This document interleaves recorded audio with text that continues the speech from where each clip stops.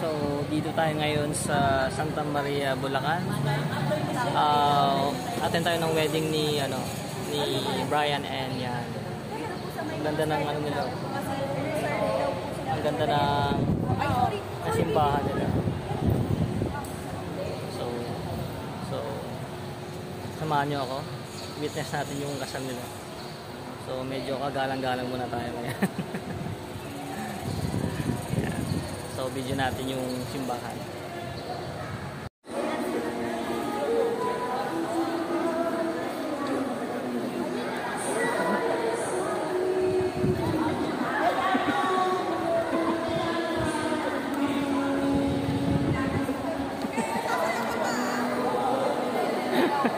Sasaya pa sa reception.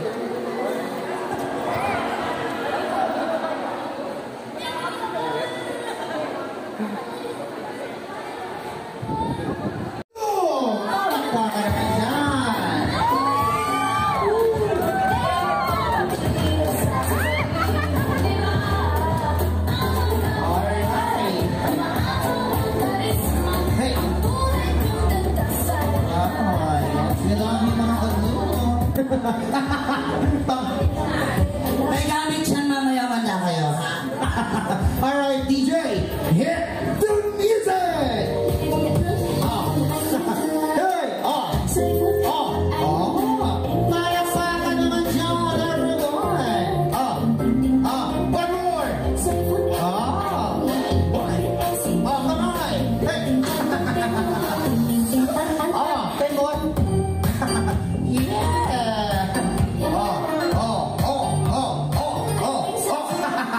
Alright, maraming salamat. Palakpakan naman dyan.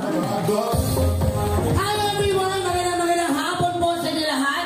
To all the beautiful and gorgeous ninongs and ninangs and all the abays. Okay, sa mga hindi po nakakakilala sa akin, let me introduce myself to you properly and in educated manner. Ako po si Mima ng Bayan. Mas kilala bilang si Mima Otlum, na trending personality po sa Facebook, TikTok, lahat. Pati GMA7 Kapuso mo, Jessica Soho. Magandang hapon po sa inyo lahat. Okay. Lagi niyo pong tatandaan sa lahat po na nakapanood ng footage. CCTV nila yun, kaya magnanakaw ako doon. Pero, dapat din natin isa puso at gawing moto sa ating buhay na kung wala pong burarang may-ari, walang mawawalang pagmamay-ari. Okay. And the cellphone na ipinintang sa akin ng buong Pilipinas na halos yurakan ng aking pagkatao ay naisoli ko po that very day.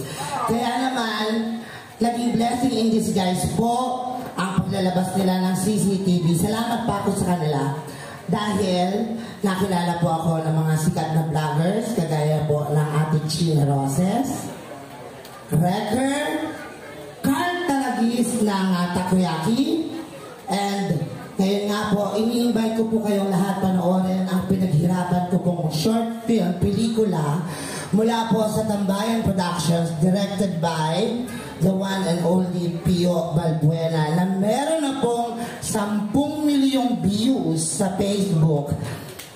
I am so humbled at the moment. Ang buhay ni Mima, isa po akong homeless, mahirap. But even though I am poor, poverty is not a hindrance for me to pursue life. And I always educate myself a lot. I always read. And that's the reason why I cannot commit crime for my family to live. Si Kuya Brian po ay isang good Samaritan sa aking buhay. Sa kabila ng ako po ay mahirap at hindi kilala sa lipunan, sa araw na wala po akong makain, siya po ang nagpapakain sa akin. Mayroon po siyang ginintuang puso. Kaya po nang makilala ko ang kanyang may bahay na ngayon na si Ate Yanyan, proud ako na pinayayaan si Kuya ng napakagandang asawa dahil karapat-dapat yun kay Kuya Brian. At ngayon, dahil miyembro na ako ng pamilya, ako po ay aawit mula sa aking puso para po sa inyong lahat. And ito, wala po kasi ako mahanap na timba. So lahat kayo mayaman, Good Samaritan, ang kusang tao, kusang pusong nagbibigay, ay mas binabless ni God. Ilalagay ko to sa gitna, makonsyensya kayo lahat. Would you mind? DJ, makitimpla, maliligo ako. Okay. Okay, sino ba nakapanood ng awak na? Always remember. Wala ba kayong mga kamay?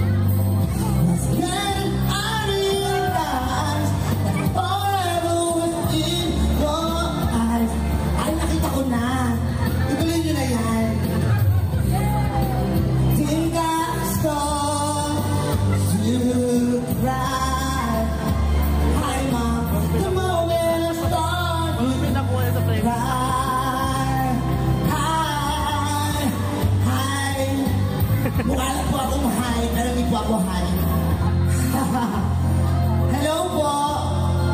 Hi, mommies. The moment I saw you cry. Thank you so much. Wow, ang guwapo mo naman. Oo, anak ko. Ang anak ko sa anak ko, 14 lang. Okay. Thank you po. God bless you all. Okay, for my next song. Ito po ay isa sa paborito kong pelikula na pinanood. Kung kayo po ay nahilig noon kay Regine at kay Piolo. Wow! Paano kita iibigin? Karaoke? Pesa Malate? And muli po, inaanyahan ko po kayo lahat panoorin ang pinaghirapan ko pong short film sa Tambayan, directed by Pio Balbuena. Timbangan, ako po si Joseph. Ito po ay kwento ng mahirap na pamilya na talaga naman lalaban sana sa patas na pamamaraan, pero dahil sa ginagawa po sa amin ng mga some sort of, high class in the society, ay nakakagawa po ng sa maling paraan para mabuhay. Pero ito po yung reality, kaya ipinapakita po dun sa film. And ako po'y natutuwa dahil napakarami pong magandang komento tungkol po sa aking pag-arte. And ngayon, may bago na naman po akong pasabog. Malapit na pong ipalabas. Segment host po ako ngayon ng pagbibigay ng biyaya ni Boss Toyo sa mga mahihirap po nating mga taga-Maynila. No? Isa po akong host ng Sugod Bahay ni Boss Toyo. And sa lahat po ng mga taong sumusuporta sa akin, ngayon nakita nyo na ako ng personal. Masasabi ko po sa inyo, it wouldn't be less of my personality to those who are affected of the incident na nakuna ng CCTV. I am sorry po. Hindi na po mauulit na kumuha ako ng isang bagay na hindi ko isusolid. And maraming salamat po. Saan man ako dali ng kasikatan ko sa social media, kaya kong ipangako sa inyong lahat, mananatili po akong papagpakumbaba at nakayapak sa lupa dahil utang na loob ko sa Diyos at sa tao kung ano ang meron ako. Maraming salamat po sa inyo lahat. At yan and Kuya Brian, I pray to God that your union will be forever. May the love that you have to each other burns like a fire forever. Magsama kayo habang buhay. At biyayaan sana kayo ng Diyos ng mabait na anak, matalino, at maipagmamalaki sa lipunan. Para po sa inyo lahat, sana po maibigan niyo. Wala po ba kayo mga kamay? Thank you so much. DJ, pasok.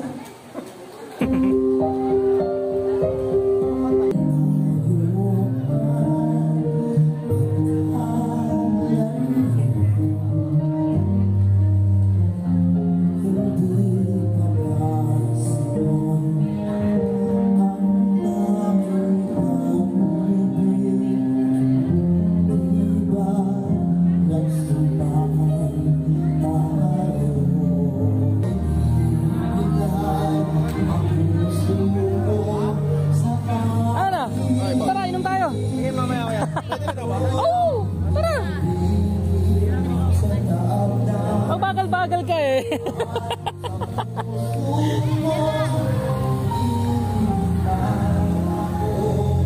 Record. Anong lakas? Harap? San yan? Ah, yeah. Yan ang inumin natin. Masarap ba?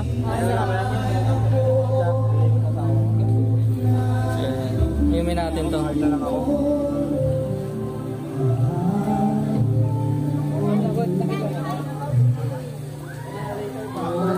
Cheers.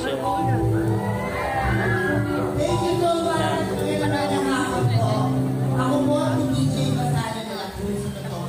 PJ. Lima ng bayan. Ako po, Oo nga, sarap na.